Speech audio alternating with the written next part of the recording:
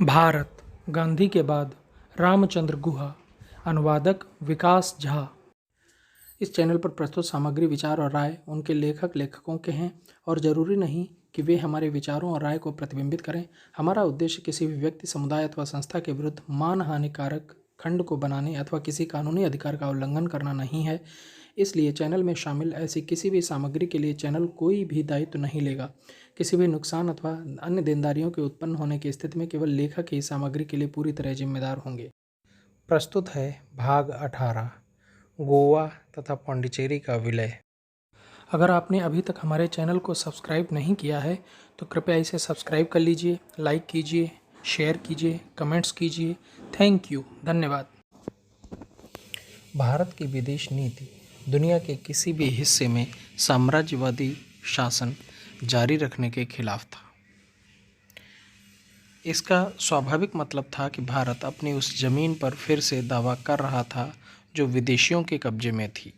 सन 1947 में अंग्रेज़ों ने भारत छोड़ दिया, लेकिन पुर्तगाली गोवा और देश के अन्य हिस्सों में जमे रहे, जबकि फ्रांस ने दक्षिण भारत में जमीन के 3 टुकड़ों पर, जिसमें सबसे अहम पांडिचेरी था, अधिकार बनाए रखा। फ्रांसीसियों ने देश के पूर्वी इलाके में चंद्रनगर पर भी कब्जा बनाए रखा। जून 1949 में चंद्रनगर के लोगों ने व्यापक पैमाने पर भारत के साथ विलय करने के पक्ष में मतदान किया। इस चुनाव में देशभक्ति की भावना बड़े मुखर रूप से सामने आई। दीवारों पर पोस्टर लगाए गए जिसमें भारतीय परिधान में एक मां पश्चिमी पोशाक पहने हुए अपने बच्चे को गोद लेने के लिए आगे बढ़ रही थी। 1 साल के बाद यह इलाका भारत को सौंप दिया गया, लेकिन फ्रांसीसी दक्षिण भारत के अपने इलाके में जमे रहे। सन 1954 के बसंत में माहौल बहुत तनावग्रस्त हो गया।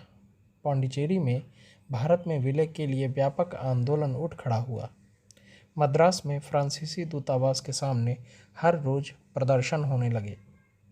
नवंबर की पहली तारीख को फ्रांसीसियों ने आखिरकार वह इलाका भारत को सौंप दिया, जिसका भारतीयों ने आतिशबाजियों के साथ स्वागत किया।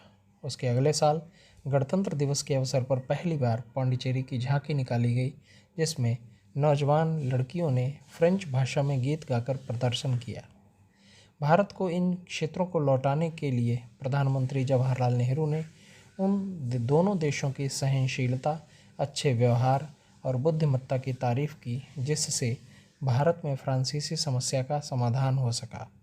ये टिप्पणियाँ पुर्तगालियों के लिए की गई थीं, जो अभी भी भारत की मांग पर ध्यान नहीं दे रहे थे। वे गोवा को भरसक अपने नियंत्रण में तब तक रखना चाहते थे जब तक ऐसा उनके लिए संभव था।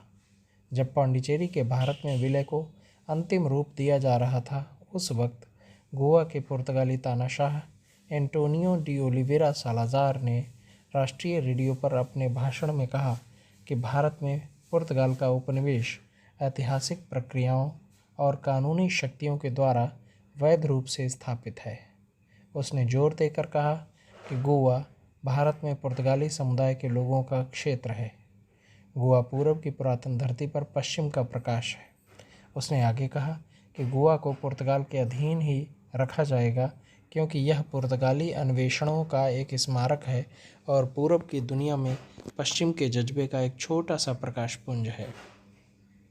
आज़ादी के बहुत पहले से ही गोवा में एक गोवा कांग्रेस कमेटी सक्रिय थी, जिसमें गोवा के कुछ स्थानीय आंदोलनकारी और बम्बई में रहने वाले कुछ निर्वासित लोग शामिल थे।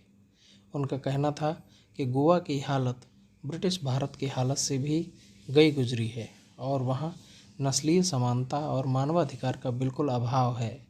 साल 1946 में वाम रुझान रखने वाले कांग्रेसी नेता राम मनोहर लोहिया ने गोवा का दौरा किया और वहाँ के लोगों से शासक वर्ग के खिलाफ आंदोलन विद्रोह करने का आह्वान किया। इसके बाद वहाँ विरोध प्रदर्शनों और हड़तालों की झड़ी सी लग गई, जिसे वहाँ के स्थानीय प्रशासन ने कुचल दिया। 15 अगस्त 1947 को गोवा में कई जगह भारतीय तिरंगा लहरा दिया गया, लेकिन विरोध प्रदर्शन करने वालों को पुलिस ने तत्काल गिरफ्तार कर लिया। गोवा के अलावा कोंकण तट पर कई छोटी छोटी जगहों पर पुर्तगालियों का अधिकार था। उसमें से एक दमन था, जहां पुर्तगाली ईस्ट अफ्रीका के 1500 अफ्रीकन सैनिकों की एक टुकड़ी थी। दमन की सीमा भारतीय प्रांत बम्बई की सीमा को छूती थी, जिसने आज़ादी के बाद शराबबंदी लागू कर दी थी। लेकिन दमन शराब की तस्करी का केंद्र बन गया। वहाँ इसका कारोबार उफान मारने लगा।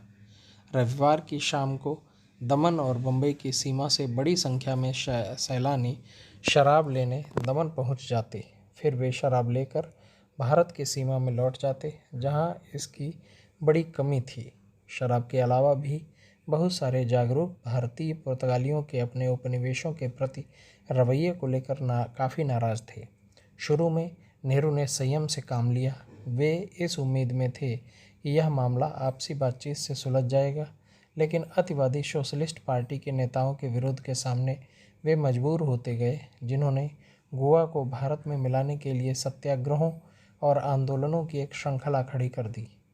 जुलाई 1954 में बम्बई के कुछ आंदोलनकारियों ने एक छोटे से भूभाग दादरा पर कब्जा कर लिया।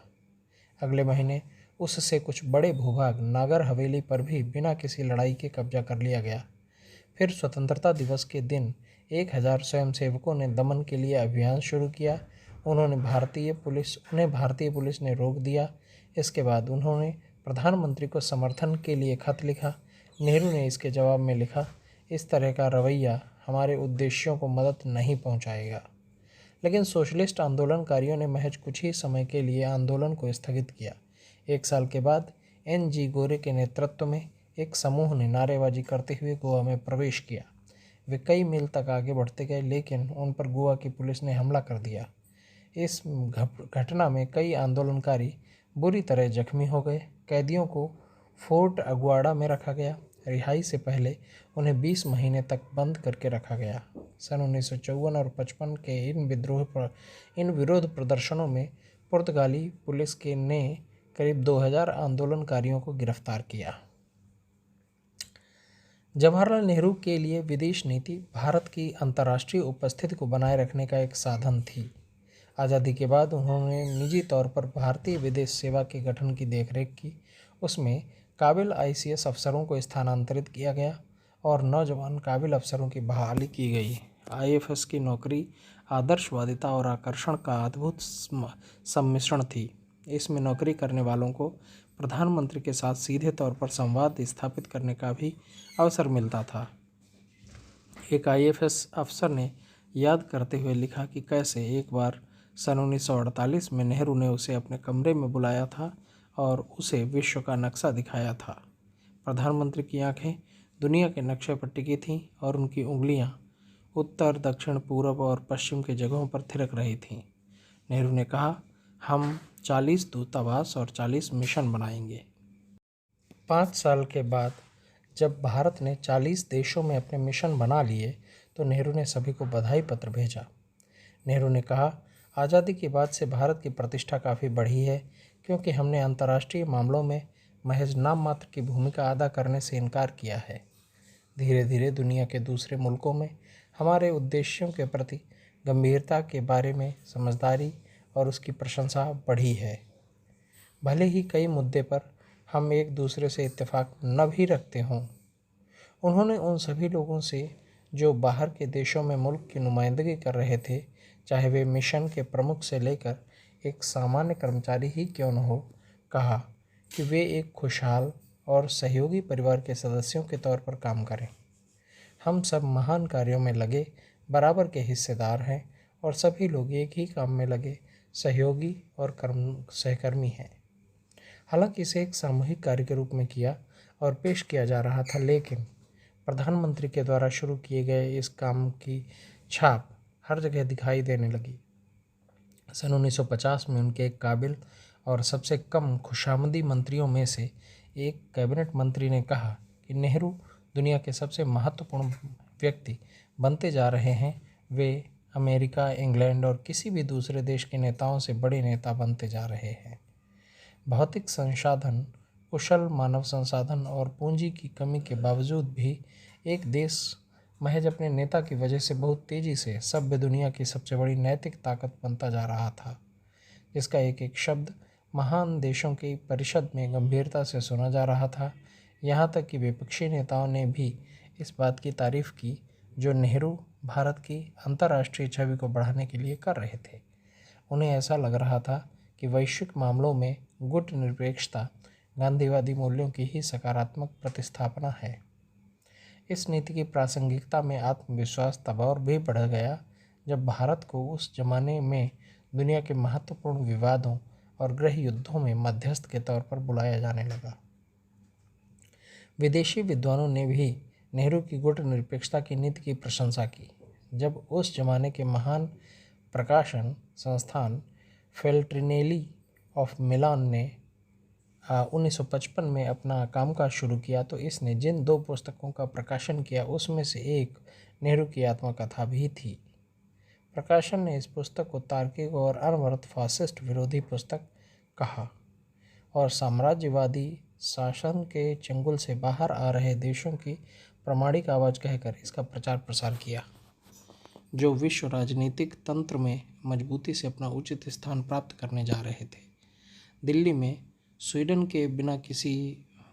के दूतावास से अल्वा मेडल ने अपने पति गुन्नार मेडल को लिखा कि कैसे नेहरू बिना किसी विजेता के अहंकार के विश्व पटल पर एक ऐतिहासिक भूमिका निभा रहे हैं। मेडल ने आगे लिखा, इतना ही नहीं, वे स्वाभाविक तौर पर एक अधिकार संपन्न राजनेता की भूमिका भी अदा कर रहे हैं। क्या यह सत्य नहीं कि शायद वे पहले ऐसे नेता हैं जो बिना किसी आत्म अहंकार की भावना के इतने ऊंचे और महत्वपूर्ण पद तक जा पहुँचे हैं? तो इस तरह का कद पंडित नेहरू का था।